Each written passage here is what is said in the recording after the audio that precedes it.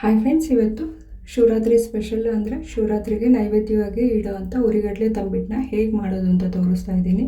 ಶಿವರಾತ್ರಿಗೆ ಇದು ಸ್ಪೆಷಲ್ ಆಗಿರುತ್ತೆ. ಅದಕ್ಕೆ ಇವಾಗ ಉರಿಗಡಲೆ ತಂಬಿಟ್ಟು ಮಾಡೋದಕ್ಕೆ ನಾನಿಲ್ಲಿ 1 ಬೌಲಷ್ಟು ಉರಿಗಡಲೆ ತೊಗೊಂಡಿದ್ದೀನಿ, ಅಂದರೆ 1/4 kg ಅಷ್ಟು ಉರಿಗಡಲೆ ತೊಗೊಂಡಿದ್ದೀನಿ. ಹಾಗೆ ಅದಕ್ಕೆ 4 ಸ್ಪೂನಷ್ಟು ಅಕ್ಕಿ ತೊಗೊಂಡಿದ್ದೀನಿ. ಅಕ್ಕಿನ ಹುರ್ಕೋಬೇಕು, ನಿಧಾನಕ್ಕೆ ಹುರ್ಕೊಳ್ಳಿ.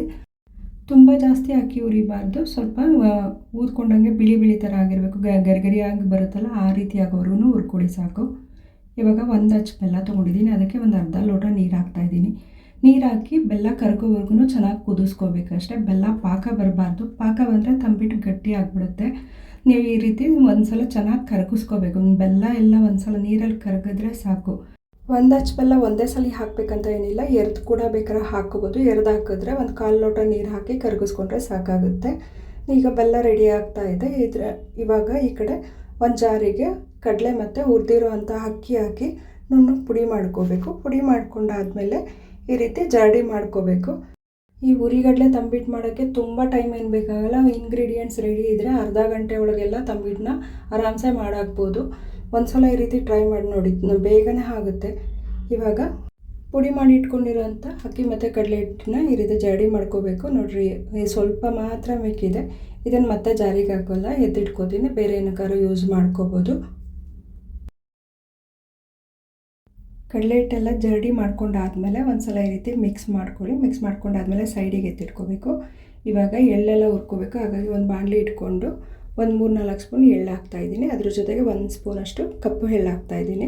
ಇದಿಷ್ಟನ್ನು ಹಾಕಿ ಹುರ್ಕೊಳ್ಳಿ. ಯಾವುದಾದ್ರೂ ಒಂದು ಹಾಕ್ಬೋದು. ನಾನು ಎಳ್ಳು ಹಾಕಿರೋದು ಸ್ವಲ್ಪ ಗೊತ್ತಾಗಲಿ ಅನ್ನೋದಕ್ಕೋಸ್ಕರ 1 ಸ್ಪೂನ್ ಕಪ್ಪು ಎಳ್ಳು ಹಾಕ್ತಾಯಿದ್ದೀನಿ ಅಷ್ಟೇ.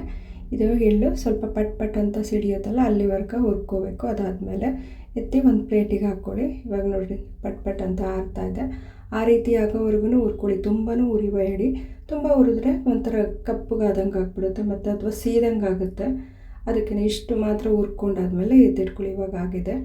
ಎತ್ತಿ ಒಂದು ಪ್ಲೇಟಿಗೆ ಹಾಕೋತಾ ಇದ್ದೀನಿ. ಅದೇ ಬಾಣಲೆಗೆ ಸ್ವಲ್ಪ ಕಡಲೆ ಬೀಜ ಹಾಕ್ತಾಯಿದ್ದೀನಿ. ಕಡಲೆ ಬೀಜನೂ ಲೋ ಫ್ಲೇಮಲ್ಲಿ ಇಟ್ಟು ಹುರ್ಕೊಳ್ಳಿ. ಮೀಡಿಯಮ್ ಫ್ಲೇಮಲ್ಲೋ ಹೈ ಫ್ಲೇಮಲ್ಲೋ ಇಟ್ಟರೆ ಮೇಲ್ ಸೀದಂಗೆ ಆಗುತ್ತೆ, ಅದರ ಒಳಕ್ಕೆ ಹಾಗೆ ಕ್ರಿಸ್ಪಿಯಾಗಿ ಬೆಂದಿರಲ್ಲ. ಹಾಗಾಗಿ ಲೋ ಫ್ಲೇಮಲ್ಲಿ ಇಟ್ಕೊಂಡು ನಿಧಾನಕ್ಕೆ ಹುರ್ಕೋಬೇಕು. ಕಡಲೆ ಬೀಜ ಹುರ್ಕೊಂಡು ಹಾಕಿದೆ. ಇವಾಗ ಇದನ್ನು ಒಂದು ಪ್ಲೇಟಿಗೆ ಹಾಕ್ಕೊಂಡು ಸಿಪ್ಪೆ ಬಿಡಿಸ್ಕೋಬೇಕು. ಈ ರೀತಿ ಸ್ವಲ್ಪ ತಣ್ಣಗಾದ್ಮೇಲೆ ಕೈಯಲ್ಲಿ ಈ ಥರ ಇದು ಮಾಡಿಕೊಂಡು ಸಿಪ್ಪೆ ಬಿಡಿಸ್ಕೊಳ್ಳಿ.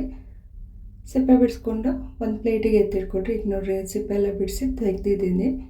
ಈ ರೀತಿ ಆದಮೇಲೆ ಈಗ ಕಡಲೆ ಹಿಟ್ಟನ್ನ ತೊಗೊಂಡು ಅದಕ್ಕೆ ಒಂದು ಸಣ್ಣ ಬೌಲಲ್ಲಿ ಆಗೋಷ್ಟು ಕಡಲೆ ಬೀಜ ತೊಗೊಂಡಿದ್ದೀನಿ. ಅದು ಕಡಲೆ ಬೀಜ ಹಾಕಿದ್ದೀನಿ. ಹಾಗೆಯೇ ಹುರಿದಿರೋ ಎಳ್ಳು ಹಾಕಿದ್ದೀನಿ. ಈಗ ಒಂದು ಸಣ್ಣ ಬೌಲಲ್ಲಿರೋ ಅಷ್ಟು ಕೊಬ್ಬರಿ ತುರಿ ಹಾಕ್ತಾಯಿದ್ದೀನಿ.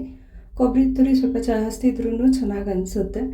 ನಾನೀಗ ಒಂದಷ್ಟು ಕಡಲೆ ಹಿಟ್ಟಿಗೆ ಇಷ್ಟು ಕೊಬ್ಬರಿ ತುರಿ ಹಾಕಿ ಮಿಕ್ಸ್ ಮಾಡ್ತಾಯಿದ್ದೀನಿ. ಇದಕ್ಕೆ ಅರ್ಧ ಟೀ ಸ್ಪೂನಷ್ಟು ಒಣಶುಂಠಿ ಪೌಡರು, ಹಾಗೆಯೇ ಒಂದು ಅರ್ಧ ಟೀ ಸ್ಪೂನಷ್ಟು ಏಲಕ್ಕಿ ಪೌಡ್ರ್ ಹಾಕಿ ಹಿಟ್ಟನ್ನ ಈ ರೀತಿ ಚೆನ್ನಾಗಿ ಒಂದು ಸಲ ಮಿಕ್ಸ್ ಮಾಡ್ಕೋಬೇಕು. ಕೊಬ್ಬರಿ ತುರಿ, ಎಳ್ಳು, ಕಡಲೆ ಬೀಜ ಎಲ್ಲ ಇದ್ರ ಜೊತೆಗೆ ಕಡಲೆ ಹಿಟ್ಟು ಜೊತೆಗೆ ಮಿಕ್ಸ್ ಆಗಬೇಕು. ಆ ರೀತಿ ಮಿಕ್ಸ್ ಮಾಡ್ಕೊಂಡಾದ್ಮೇಲೆ ಬೆಲ್ಲನ ಕುದಿಸಿ ಇಟ್ಕೊಂಡಿದ್ಮೇಲೆ ಅದನ್ನು ಒಂದು ಲೋಟಕ್ಕೆ ಸೋಸಿಟ್ಕೊಳ್ಳಿ. ನಮ್ಗೆ ಎಷ್ಟೆಷ್ಟು ಬೇಕಾಗುತ್ತೆ ಅಷ್ಟನ್ನು ಹಾಕಿ ಮಿಕ್ಸ್ ಮಾಡ್ಕೋಬೇಕು. ಒಂದೇ ಸಲ ಹಾಕಿದ್ರೆ ತೆಳ್ಳಗಾಗ್ಬಿಡುತ್ತೆ. ಅದಕ್ಕೇ ಈ ರೀತಿ ಸ್ಪ್ರೆಡ್ ಮಾಡಿ ಸ್ವಲ್ಪ ಫಸ್ಟ್ ಹಾಕ್ಕೊಳ್ಳಿ. ಹಾಕ್ಕೊಂಡಾದ್ಮೇಲೆ ಚೆನ್ನಾಗಿ ಮಿಕ್ಸ್ ಮಾಡ್ಕೊಳ್ಳಿ.